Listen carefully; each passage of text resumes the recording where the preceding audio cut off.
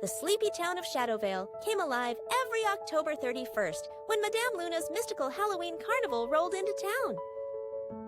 With creaking wagons painted in orange and black, mysterious tents that seemed to appear from nowhere, and carnival workers who might or might not be wearing costumes, it was the most anticipated event of the year. "Step right up," called Madame Luna, her purple cloak sparkling with real stars. "Welcome to the most enchanted carnival in all the realms, where the treats are sweet, the tricks are tricky, and the magic is absolutely real." The carnival sprawled across the old fairgrounds, featuring attractions that defied explanation. There was the Hall of Metamorphosis, where visitors entered as humans and sometimes exited as temporary cats or toads, with a guarantee to change back by midnight. The fortune teller's tent housed Madame Destiny, who read futures in floating jack-o'-lanterns instead of crystal balls. 10-year-old Emily and her best friend Marcus couldn't resist the Haunted Hayride, driven by a headless horseman who kept asking for directions. "Turn left at the ghost crossing," Emily suggested, making the horseman tip his non-existent head in thanks.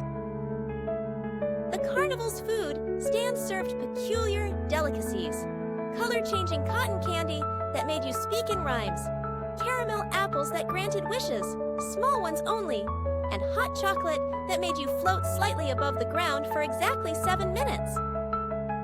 At the games section, children tried their luck at Pin the Tail on the Werewolf. The werewolf was surprisingly cooperative. Ghost Ring Toss, challenging because the rings and bottles were both transparent, and Witch Hat Bowling, the pins occasionally ducked. The costume contest was always the highlight of the evening. This year's winner was little Tommy Thompson, whose ghost costume turned out to be an actual friendly ghost who'd been following him around all evening. They shared the prize, a bottomless bag of candy that refilled itself every midnight until November 1st. In the Enchanted petting zoo, children could feed moongrass to shadow horses, pet baby dragons no taller than a cat, and play fetch with spectral puppies.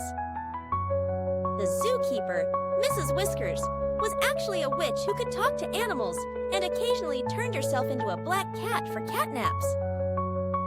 The Spooky Symphony Orchestra featured skeleton musicians playing xylophones made of bones, ghost violinists whose music made listeners temporarily transparent, and a banshee opera singer who thankfully kept her voice to indoor volume. As midnight approached, the grand finale began. Madame Luna gathered everyone for the Midnight Magic Show. She pulled rabbits out of hats. The rabbits were actually transformed carnival visitors who'd volunteered, made entire tents disappear, along with their occupants, who found themselves having tea in a cloud castle, and conducted a spectacular fireworks display where the sparks transformed into tiny dragons that danced across the sky. But the real magic of the carnival wasn't in the spells or supernatural attractions. It was in the way it brought the entire town together. Adults remembered what it was like to believe in magic. Children discovered that reality could be more fantastic than their dreams, and everyone found that being a little scared could be a lot of fun. As the carnival packed up at dawn on November 1st, Madame Luna would always leave behind small gifts: enchanted pumpkins that stayed fresh until next Halloween, candies that tasted like happy memories, and the lingering feeling that magic was real, if you just knew where to look. The townspeople would return to their normal lives, but they'd keep an eye on the fairgrounds all year, waiting for the moment when Madame Luna's mystical Halloween carnival would once again appear, bringing its special brand of spooky delight to Shadowvale.